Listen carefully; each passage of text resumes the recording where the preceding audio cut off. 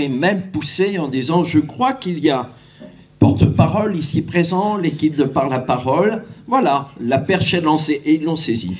Voilà, il n'a pas fallu que je le dise 2 fois, on les reconnaît bien là, toujours prêts à aller de l'avant et bravo, merci de vous être lancé dans cette aventure.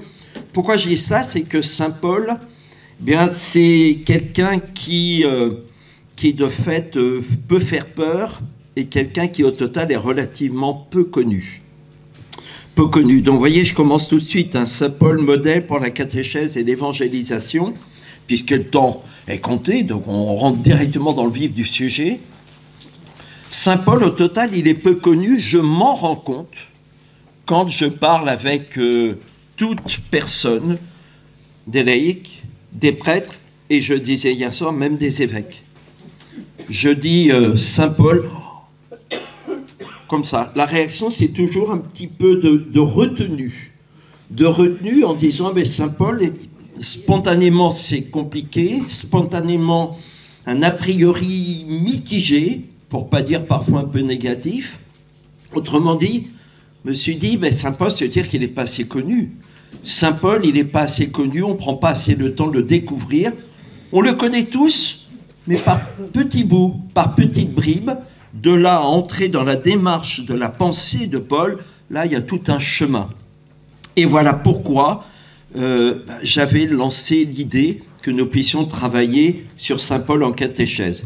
Si vous regardez ou vous rappelez des parcours catéchétiques que vous connaissez, Saint Paul ne figure quasiment pas. Qu'est-ce qu'on dit de Saint Paul?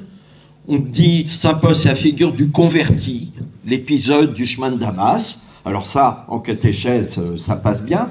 C'est le converti, point final, on ne va pas plus loin. Ensuite, quand on veut présenter un petit peu plus sur Saint Paul, on présente une carte avec ses voyages. Donc c'est de l'information, pas plus. Éventuellement, on va mettre un petit cartouche dans lequel on met un petit extrait du passage d'un Corinthiens 12 sur l'image du corps et des membres, pour dire l'Église, mais c'est juste un petit extrait, ou alors un Corinthiens 13, l'hymne à l'amour. Mais c'est tout. La pensée de Paul n'est jamais relayée en catéchèse. Donc, il y a un manque. Se contenter de dire qu'il a fait des voyages et qu'il a vécu un épisode extrêmement marquant sur le chemin de Damas, c'est une chose, mais c'est incomplet. Voilà. Et donc, c'est comme cela que l'idée est venue d'aller plus loin dans la découverte de la pensée de Paul, de son message. Depuis une quarantaine d'années, donc sur l'histoire de l'Église, c'est pas si loin, hein. Depuis une quarantaine d'années, on redécouvre Saint Paul. Toutes les recherches, de fait, on redécouvre Saint Paul. Avant, on évoquait Saint Paul uniquement dans les grands débats théologiques, etc., ou la recherche. On évoquait uniquement Saint Paul comme celui qui avait mis en avant le thème du salut par la foi et non pas par les œuvres, point final. Depuis Luther, et de fait, la réforme et la contre-réforme, on allait piocher dans des lettres de Paul des passages qui allaient donner raison à la thèse, salut par la foi, et non pas par les œuvres, ou qui allaient infirmer cette thèse, c'est tout. Donc on allait piocher dans les lettres de Paul, mais on ne lisait pas les lettres de Paul dans leur intégralité. Regardez en liturgie comment ça se passe. En liturgie, nous avons beaucoup d'occasions d'entendre du Saint Paul proclamer en deuxième lecture, sauf que ce ne sont que des tout petits extraits, mais nous n'avons pas l'occasion d'entrer dans la logique d'une lettre qui nous donne à comprendre un peu la manière de penser, d'exprimer un message de Saint Paul. Toujours des petits extraits. Au total, on a l'impression de le connaître et on ne connaît pas bien. Quel est vraiment le mouvement de sa pensée, quelle est son argumentation, qu'est-ce qu'il a à dire aux communautés auxquelles il écrit. Voilà, ça reste. Et depuis une quarantaine d'années, on reprend conscience que peut-être nous sommes passés à côté de quelque chose. Et donc, on s'est remis à lire ou mis à lire les lettres de Paul dans leur intégralité, des grands commentaires des grandes lettres de Paul pendant très longtemps, et encore à la fin du XXe siècle, s'arrêtent avant la fin d'une lettre, ne vont donner un commentaire que sur quelques chapitres, mais pas la lettre entière. Donc voilà pourquoi nous sommes encore dans la nouveauté avec Saint Paul. Nous sommes dans la nouveauté, on a encore beaucoup de choses à découvrir de Saint Paul, que ce soit dans les milieux scientifiques ou théologiques, ou que ce soit en catéchèse. Deuxième élément, c'est que saint Paul, il n'a pas forcément une bonne image. Beaucoup de réticence. Je suis toujours dans mon introduction, si vous voulez. Beaucoup de réticence par rapport à Paul. Je ne sais pas quelle image vous avez de saint Paul. Ce serait intéressant de faire un tour, de se dire, tiens, comment il nous apparaît, saint Paul. Très souvent, il nous apparaît comme quelqu'un de compliqué à comprendre. Il a des phrases qui ne sont pas toujours très simples. Et pour les étudiants en Bible ou en théologie, c'est vrai que c'est pas évident. Saint Paul, c'est pas celui qui écrit de la façon la plus fluide, disons. Ensuite, il donne une impression de quelqu'un qui se met toujours en avant. Moi, Paul, je vous dis que celui qui va donner un peu des leçons à qui il écrit. Donc l'image d'un baroudeur qui se gonfle un petit peu hein, dans ce qu'il écrit. C'est l'image qu'on en a. On oublie que c'est quelqu'un qui manifeste tout au long de ses écrits beaucoup d'humilité. Sauf que de temps en temps, c'est vrai qu'il s'implique en disant « moi, Paul, moi aussi, je m'implique dans ce que je dis ». Mais à côté de ça, c'est quelqu'un qui est humble, qui reconnaît ses faiblesses, qui reconnaît ce qu'il avait fait avant, il ne le cache pas. Quelqu'un qui, de fait, prend toujours le temps de prier avant de s'adresser aux communautés sans l'oubli. C'est un priant et quelqu'un qui est très humble. Voilà. Et donc, il y a un décalage entre ce qu'on découvre de Paul quand on lit vraiment ses lettres et l'image que nous en avons. Donc ça ne le rend pas très sympathique, ça le dessert. Et puis, un autre élément, c'est que saint Paul nous apparaît souvent comme quelqu'un de misogyne. Et alors, évidemment, il n'y a pas à dire, ça nous bloque dans la lecture de saint Paul. « Femmes, taisez-vous ». Non, ce n'est pas ce qu'il dit. « Femmes, taisez-vous » dans les assemblées, c'est-à-dire dans un contexte précis, particulier, et donc il faut aller chercher pourquoi est-ce qu'il disait ça. Il n'a pas dit il faut se taire, il dit précisément dans un contexte. Et écoutez, j'ai célébré le Shabbat de la synagogue à Tours l'autre semaine, la semaine dernière, vendredi soir. Mais je ne sais pas si vous avez déjà assisté à des célébrations, hein, des cérémonies ou des célébrations dans les synagogues, mais tout le monde parle. Tout le monde parle dans tout le temps, tout au long de la célébration. Et donc, il y a toujours un ou deux qui lisent le texte biblique, mais pendant ce temps-là, les autres n'écoutent pas forcément. Ils sont en train d'échanger des nouvelles. A fortiori, les personnes qui sont à l'étage, c'est évident, les femmes en l'occurrence, c'est exactement le cas de cette synagogue à Tours, de fait, elles échangent des nouvelles et elles ne risquent pas d'entendre ce qui est lu. Et c'est ça que Paul disait. Il faut redonner de la force, l'importance à ce qui est lu, à ce qui est proclamé, c'est-à-dire à l'écrit, à la Torah. Mais c'est ça qu'il voulait dire. Mais trop souvent, on est allé très vite dans l'interprétation de telles phrases tirées hors du contexte. Tout ça pour dire qu'au total, saint Paul, on a beaucoup de choses à redécouvrir. Donc j'ai envie de vous demander un effort ce matin, c'est de mettre de côté les réticences que vous avez par rapport à Paul, qui sont légitimes, je veux bien, il n'y a pas de problème. Mais essayons de faire cet effort et de le découvrir à nouveau frais ce matin. D'accord ? Merci. Alors, ensuite, toujours dans l'introduction, saint Paul, n'oublions pas que c'est le premier auteur chrétien. Ça aussi, nous n'avons pas forcément ce réflexe. Quand il écrit avant la rédaction des évangiles, avant la rédaction finale des évangiles. Autrement dit, nous avons le témoignage du premier temps de l'évangélisation. Ici, première main. Et ça, c'est important parce que lorsque nous adressons à des personnes pour témoigner de notre foi, on va commencer à faire référence aux paroles de Jésus, aux gestes de Jésus, aux rencontres de Jésus, et c'est bien normal. Saint Paul, qu'est-ce qu'il fait, lui? C'est pas ça qu'il donne en avant, en premier, découvrir les paroles, les gestes de Jésus. Non. Qu'est-ce qu'il fait? Il s'intéresse à l'essentiel de la foi. Autrement dit, le premier temps de l'évangélisation, c'est pas d'abord, tiens, Jésus a rencontré Madame Samaritaine et voilà ce qui s'est passé au Monsieur Zachée. Non, ce qui lui importe, c'est quoi? C'est justement le cœur du message chrétien. Et ce n'est que cela. C'est-à-dire, Jésus-Christ est mort et ressuscité pour nous. Je vais revenir abondamment, bien sûr. Autrement dit, s'il est vraiment le premier auteur chrétien, il est pour nous un modèle d'évangélisation. Un modèle d'évangélisation au premier niveau. Et donc, commencer à dire Jésus a vécu ci, a vécu ça, oui, bien sûr. Mais l'essentiel, c'est le message de la mort et de la résurrection. Or, vous comme moi, au quotidien, on n'a pas forcément toujours le temps, toute une matinée pour présenter la foi, pour expliquer. Quelquefois, c'est en une fraction de minutes, en disant pourquoi, tiens, toi tu vas à la messe, ah oui, bah pourquoi, ah bah oui, tu sais, Jésus, alors faut être croyant, puis non, l'essentiel c'est Jésus est mort, ressuscité pour moi, et c'est pour ça que je vis telle chose, c'est pour ça que je suis chrétien, l'essentiel de la foi. Et avec Paul, nous avons à redécouvrir ce cœur de la foi. Premier moment d'évangélisation, comment s'y prend-il pour transmettre ce message et que ça devienne parlant pour ceux à qui il s'adresse. Et donc nous avons avec Paul le modèle du premier témoin de Jésus-Christ mort et ressuscité pour nous. C'est en ce sens que je trouve que ça mérite que nous allions redécouvrir les lettres de Paul, le message de Paul lui-même, et que nous comprenions comment il s'y prenait lui pour s'adresser à des gens qui ne connaissaient pas Jésus, ou qui connaissaient Jésus mais plutôt de loin.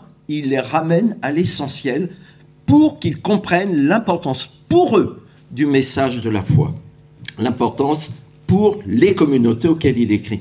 Et bien voilà, modèle d'évangélisation, modèle du catéchiste, parce qu'il faisait en sorte que le message de Jésus-Christ mort et ressuscité pour nous trouve écho, mot catéchèse, mot catéchuménat, trouve écho dans le cœur de ceux à qui il s'adresse, que ça leur parle, et que ça change leur vie et que ça réoriente leur vie. C'est tout nous, ça. C'est exactement la mission que nous portons les uns et les autres, quel que soit notre lieu, quel que soit notre état de vie, c'est notre mission que de faire en sorte que si Jésus est mort et ressuscité pour nous, notre mission, c'est de dire tout autour de nous, l'ayant vécu déjà pour nous, de dire que ça change quelque chose dans notre vie. Ça, c'est catéchétique. Et voilà pourquoi je trouve que Paul est vraiment le modèle de l'évangélisation, le modèle de la catéchèse. Voilà. Dernier point de mon introduction. Alors, il est premier auteur chrétien, il est premier théologien, premier catéchiste. On a l'élaboration de la pensée théologique, de la pensée chrétienne. Ben oui, parce qu'il part, pardonnez-moi, mais il part de rien, ou tout au moins, il part de ce que vivaient les croyants à l'époque. Plutôt ça, eh bien, c'est notre mission aussi, de partir de ce que vivent ceux que nous rencontrons, d'entendre ce qu'ils vivent, d'analyser avec les clés de ce que le Seigneur nous donne. If 6 à 8, déconnecté. Merci.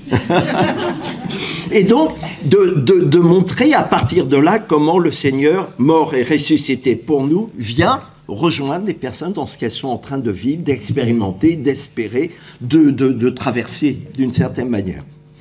Vous avez en tête, puisque je vous dis que c'est le premier auteur chrétien, en gros, point de repère, première lettre écrite par saint Paul, facile à se rappeler, année 50, 1950, c'est la première lettre, 50 tout court, 50 tout court, c'est la première lettre aux Thessaloniciens. Voilà la première lettre, le premier écrit chrétien, 50. Donc vous voyez, moins de 20 ans après l'année présumée de la résurrection de Jésus, la mort et la résurrection. Moins de 20 ans. Premier écrit. Et vous avez en tête, premier évangile rédigé vers 65-70, évangile de Marc. Bravo, hein.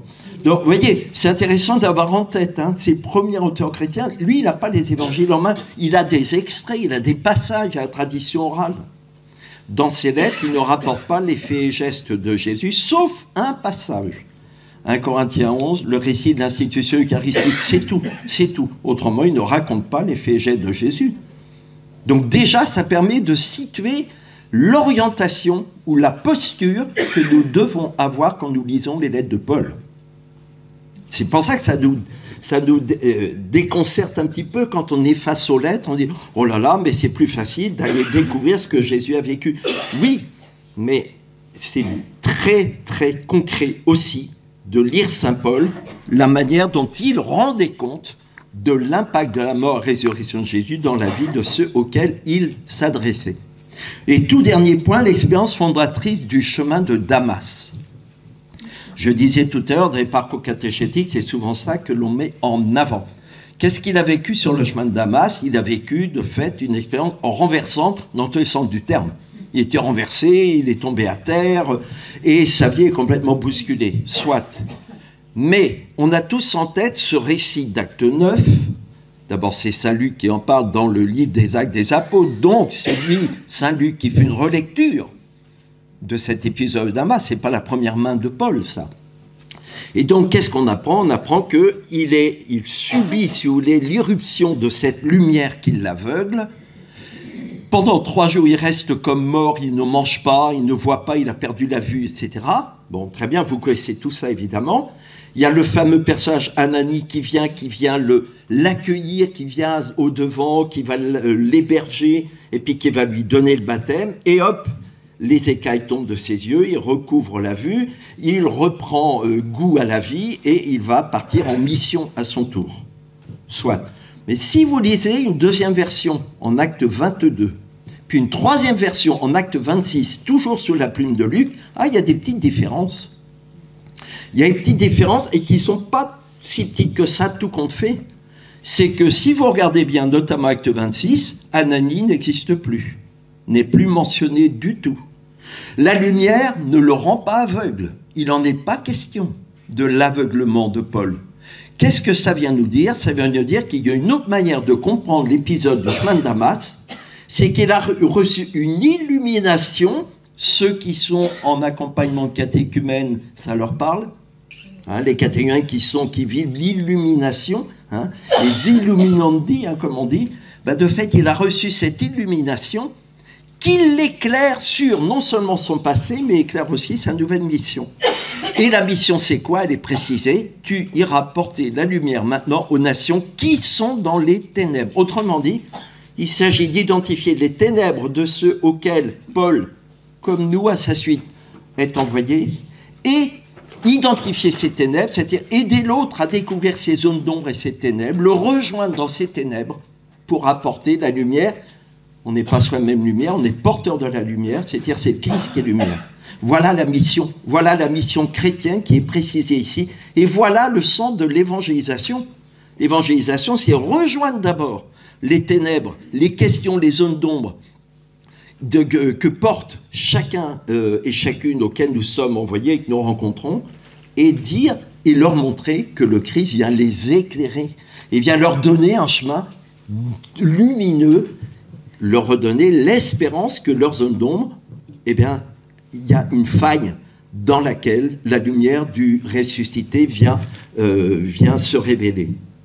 Autrement dit, Paul, qu'est-ce qu'il a vécu sur le chemin de Damas? Il a vécu surtout une vocation et pas seulement une conversion au sens je change complètement de vie et je rejette ce que j'ai vécu avant. Non, ce qu'il a vécu avant, c'était déjà une manière de cheminer vers, et le Seigneur le façonnait, le travaillait.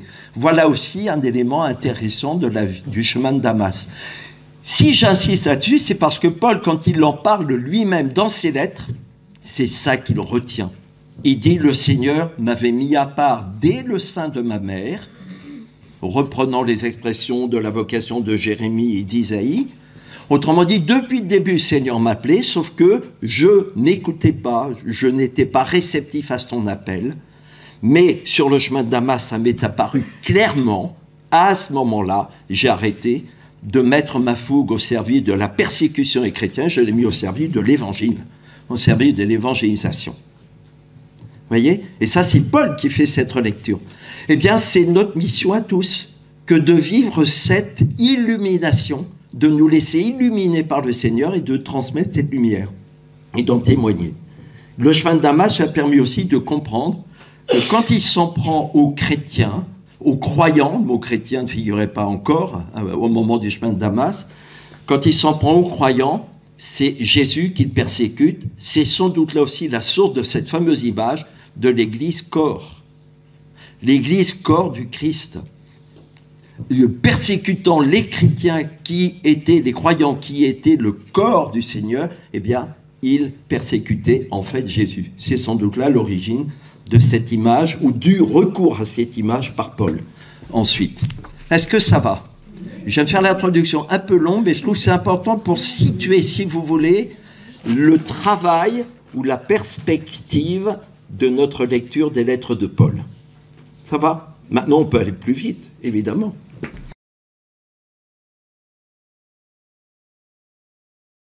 Et même poussé en disant, je crois qu'il y a porte-parole ici présent, l'équipe